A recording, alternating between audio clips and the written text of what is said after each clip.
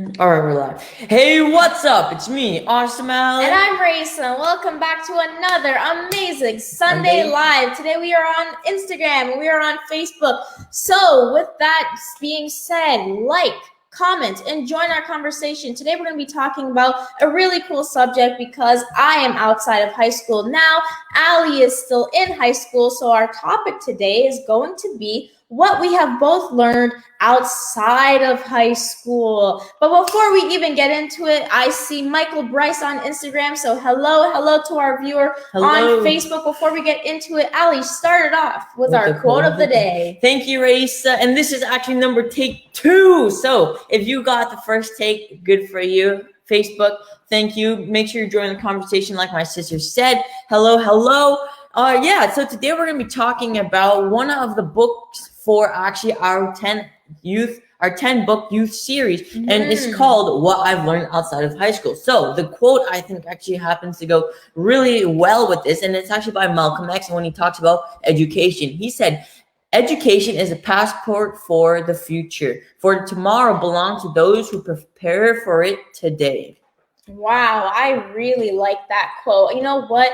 I like it so much because it always talks about preparation. So as we're on the topic for high school, what you have learned outside of it for elementary school, high school, for post-secondary, what you're learning outside of school can also enhance your skills. You're taking a turn of self-learning, and I like that because every time you over-prepare, you're just ready to go when the time actually comes. Sometimes the things we want in life have prepared us to the point we are ready for it. So when we want our dreams and our goals and we don't see it happening immediately, sometimes we can feel like stuck and really confiscated in our own head, but really and truly we're being prepared for something greater. And I think that is something, Malcolm X really put over very well. Ali, what do you think? I like, yes, hello Kid Everest on Instagram.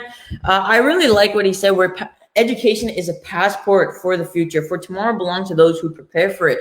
And like you're saying, the success belongs to those who prepare for it. If you're planning for it, it will come towards you. It might not come right away, instantly, like you thought it would. But sometimes the planning just makes it a lot easier because you can see where you're going without the map, right, of how you're doing or graph to see if you're really improving day over day or year over year. Then you're always going to be lost. You're going to be shooting blind, as the term is put there. So I really like how he said it's a passport. It allows you to get to where you want. It allows you to travel to the things.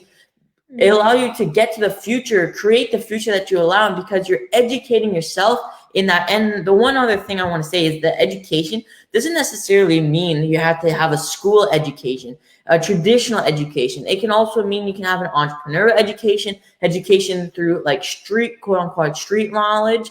So yeah, I really like this quote, and I think it fits perfect for today. So, Raisa, before we get into it, we're actually going to say hello to our comments on Facebook. So if you are here, thank you so much. Latifa says hi. Robert says hello. Happy Sunday. Happy Sunday to you indeed. Yes, and Robert, congrats on your son's wedding. Yes. Okay, so let's get right into it. Ali, what is one thing you've learned outside of high school? Amazing. So one thing I have learned outside of high school is sales, actually. Wow. And the thing I've learned the most actually is how to create a sales speech from the stage when you're speaking, how to craft a sales speech, which I think is really important. Rachel, what's one thing and we're going to go in a little bit deeper into this later. Rachel, what's one thing you've learned outside of high school? Oh my gosh, you know what it is? It's about the same thing. It's about sales as well. But Ali, with yours, you were talking about creating a sales speech, going on stage. Mine is actually making the sale through interpersonal relationships. Sometimes when we are looking at sales in our everyday life, we sell everything. We sell our personality. We sell our looks. We sell our business. We sell our services. We sell our goods. We just sell all the time. So we really need to put ourselves out there. And what I have learned in sales is actually building something in these relationships, which is called rapport. And when you have rapport, you have respect, you have this kind of level of understanding and communication with you, your client, or your student, or whoever you're speaking to, it starts to create this connection. And in sales, creating a connection with your customer, your client, your student is one of the top priorities, because you're not just trying to sell. You're not just trying to connect. You're trying to change a life. And I think in this entrepreneurial business, that's what we're trying to do. We're always trying to help others and serve others. And that is one integral part of sales is having that kind of integrity to go further. And Aaliyah Hussein on Facebook says, hey, hi. Hey, what's up? And I can definitely agree with you. You know, sales isn't the cheeky, like the car dealer from Matilda who's rolling back the kilometers on the cars. No, sales is actually a really respectful thing. And people buy from trusted and from people who they know and trust. And if you can get that down pat, sales will be a lot easier for you. So that's something I learned. And I like how you said rapport. That's actually one of the biggest things right there. Of course. And when you're building rapport, you're also building the trust. So it builds that connection, like you're saying, that like family almost kind of relationship there. The next thing I've actually learned outside of high school is the cause and effect relationship. So how every little bit of my actions actually has a consequence, whether good or bad. Raisa?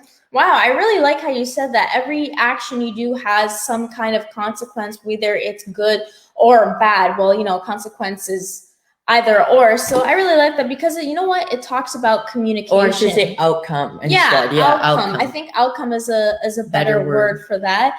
It actually talks about communication because, again, in your relationships, you are looking at the cause and the effect. So when you have good communication, you're not only listening to one person, but you're understanding. So I remember when Ali and I went to this workshop, this communication workshop, and the instructor had said to this whole crowd of people, like you're looking at a lineup of, 15 people in a hallway, more than 15 actually. And he's just saying these simple instructions like say hello to your neighbor or say this specific thing to your neighbor, the person in front of you. And you would not believe how many tries it took for all the people in the hallway to get this one instruction right, because some people were so out of it that they weren't really hearing. And it's not their fault. It's because they were never put to the test of that kind of communication.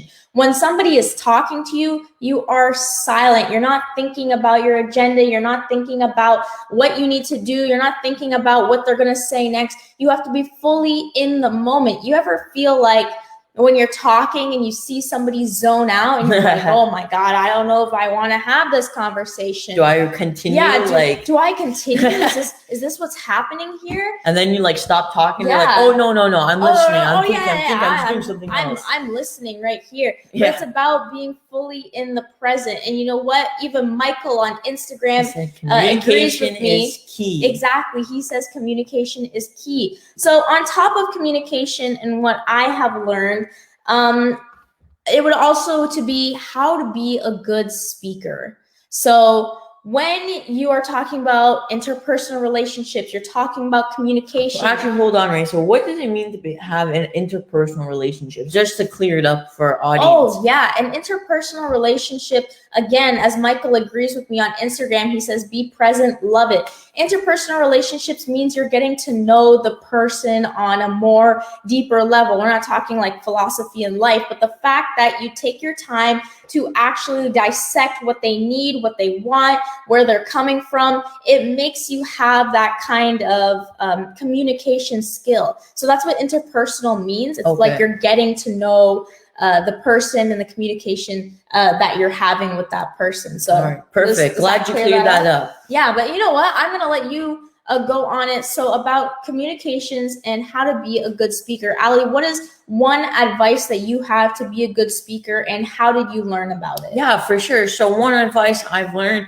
to be with a great speaker is to just roll with it. So to be kind of take personal responsibility is a really big one, not necessarily for being a speaker, but actually to go with being a speaker, sorry, I went off there for a second, is to just roll with it. So anything that comes at you, just take it. Whether if it's a hater and they're trying to stand up and say, boo, yo, you suck or whatever, just take it. Yo, this person's so into it, they just got to let that garbage out. I'm glad. Thank you for coming. Yeah, what's up? So it's just like taking it. If there's a sound in the back, whoa, do you guys hear that? Or someone sneezes, wow, they're saying bless they're blessing what I just said, you know. It's just making fun of the things that's happening around you and not being so focused on your presentation that when these things happen, you get completely thrown off, right? It's just how to adapt really quickly to what's happening. I think it was one of the biggest lessons I learned as a speaker. And I learned that from our mentor, James McNeil, especially because he's a fantastic speaker. And like the example I use when he's sneezing, he does that all the time. Someone's like, wow, they're saying amen on what I'm saying. So I definitely learned that. What's one thing that you've learned as a speaker? Oh my goodness. You know what? I'm going to jump right off of yours with laser focus. So one thing is when you're on stage and you're feeling the crowd and you're up there, really up there, you got to have laser focus. So that means not only communicating with the crowd and actually having that laser focus and being so in tune, you know how the crowd feels. You know, if you say a bad joke, you better pick it up with something else funny, or you make a joke out of your bad joke and make sure your audience is good, making sure that your audience is safe. So Ali brought up it's reading the room. Yeah, exactly. Reading the room. Ali brought up a great point about haters. So sometimes in a live crowd, you're probably going to get a hater. They're going to question you. The biggest thing is you need to make your room feel safe. You need to have the people in there feel safe and comfortable, and that you are the speaker of the room. You are the boss. You know how to control every situation. That's what I mean by having laser focus, is to go into every single area of being a speaker and making sure that you hit it on the point, hit the hammer on the nail. So, you know, Derek Isaac on Facebook says, good advice to roll with this. Speaking and communicating is an important skill. Yes, and also to go along with one other thing I've learned from speaking is actually to infuse some comedy into it sometimes. Yeah, you know? if you can. Don't force it, but like go with it. Exactly. And also, like you said, is once you get that mic in your hand, you are the boss, right? And also for people who might have stage fright and that nervousness kicks in, that's okay. It's good to be nervous. If you're not nervous to go up to a speech or anything, I think, well, maybe it's time to mix it up a bit. Because I think with that skyrocket of adrenaline boost, if you're not constantly hyped up or get a little nervous, then you know what? Maybe it's time to change some things up. Try something new out with your audience. Also, a big thing is when it comes to reading the room, it's good to get the vibe of the energy, but also not to look directly in the person's eye to make eye contact. I thought that was the most interesting thing as a speaker. One of the things that we've learned from Raymond Aaron, one of her other mentors, he said, when you're speaking, don't make eye contact. Not saying you don't want to you can make it seem like you're making eye contact with people by putting like what's the word he called? Like, I don't know the exact word, but like an object or something to focus on at the corner of the room. Points in the room. Yeah, so like a point. Like if you see over there, if like the lighting, look at the wall or something, but like scan over, making sure you're having section C, because when you're like, you know, like you were directly staring at, that's like, what do you want to do with your life? So when you're scanning, like sometimes I think that's important. Like if you definitely, sometimes you'll find a speaker and they'll pick you out the crowd, or you can find your teacher doing that sometimes, where they're talking and next you know they talk to you. Are you getting your work done? You know, that those moments. They're just writing on the board and they're like, make sure. Ali, no. Do you know the answer? Yeah. You're like, I don't know. I guess so. Or you actually do know the answer because you were paying attention. Exactly. Good on you. So the next thing we've learned outside of high school is actually, this is going to go into a little bit of spirituality, if that's cool with you. And mine is the power of my mind, and how this isn't necessarily the spiritual side. You can, in a way, I guess. Or moving into the spiritual side. So one of the things we've learned is actually how to have a healthy balance, which I think is really important. Balance, not necessarily saying everything's the same, but like how to figure out how to have a good bit in each of our lives. So that our career base, our fitness self, our faith self, you know, that's where I think is really important to have the 7 categories of life in really good order. So when it comes to the faith side or spirituality side, the power of my mind is the biggest thing I've learned, how I can use my mind to manifest or create postulates, quote unquote, to get the things that I want in life. And to understand that sometimes there's a time lag between, if you believe there's 2 universes, right? Whether put it out into the universe, and there's a timeline because up there, time, matter, there's only energy up there. So there's no time, matter, binary things like they're down here. You think of something up there, boom, you got it. But as it comes into the physical world, there's a time lag. So if you're asking for $1 million, it might take a while, but it's not to constantly think about it and put out the energy of anxiousness, because that will help, that will continue to slow it down. So to put it on the shelf, so you think about it, damn, on $1 million, you truly want it with a desire and you're working towards it. Boom, you put it on the shelf, unconsciously opportunities will come up in your path to help you exceed that faster. Have you ever thought of a dream car that you wanted, or food that you want, or a new pair of shoes or something, right? You're like, dang, I want that. I want that new Range Rover or that new Bentley. And then all of a sudden, where you would be going down your normal daily routine, out of nowhere, a Bentley, a Lamborghini, a Rolls Royce flies by you, or you're looking at the new Jordans that just dropped and you see them on someone's feet, like, geez, what, is this a coincidence? Or No, is it real? exactly. Oh my gosh, you know what? It's like rolling with the transfer of miracles. And I think that's one of the big things we've actually learned out of high school. So as Ali's saying, having that manifestation and having that thing, that thought in your brain, but also working towards it. If you are open to seeing miracles, miracles will flow to you. And I think as we're talking about this spirituality, we're going to slow it down and really show that we have learned to connect with our higher selves. And our higher selves means, breaking down emotional barriers, creating emotional barriers so that you are really connecting with yourself on a much deeper level, but you are also making sure that you can, put yourself up to a different level in life, and having those, as Ali said, those words come in, and having those things that have been put on the shelf taken off the shelf, and it's there ready for you. Plop inside. Exactly. Well, I mean, you have the opportunity to take that miracle book off the shelf and really open yourself up to having those kinds of miracles in life. And I think we have done that. So as we are moving into it, we have a very exciting announcement. As you know, we're talking about this. We're going to put it all in a book, actually. Yeah. We're like, that's what we're going to do. We're putting it all in a book. So everything that we've said today, we're making a book. Yes, again, like we said in the beginning of this live, this is one of the books that we're talking about for our 10-book youth series. And this title is called What I've Learned Outside of High School. So if you're an adult, even if you're a teenager right now in high school who's done a lot of entrepreneurial things outside, read a lot of books, or even start their own business on the side, which is fantastic. I give props to you.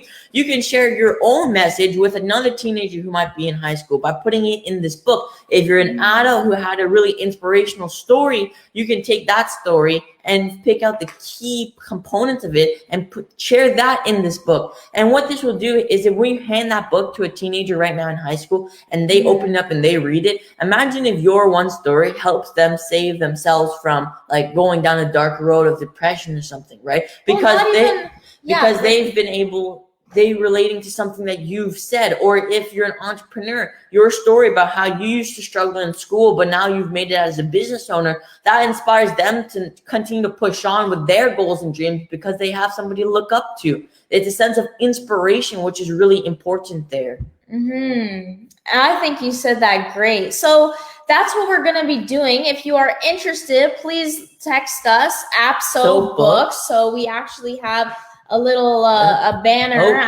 on our Facebook, on our Instagram. Send us a DM, APSO Books, APSOW Books, and we will schedule a time to see if you are interested in this opportunity, because this is absolutely amazing. So this was presented by APSO. Awesome people shaping our world. Remember, you are awesome, and you can make the world a better place. Bye.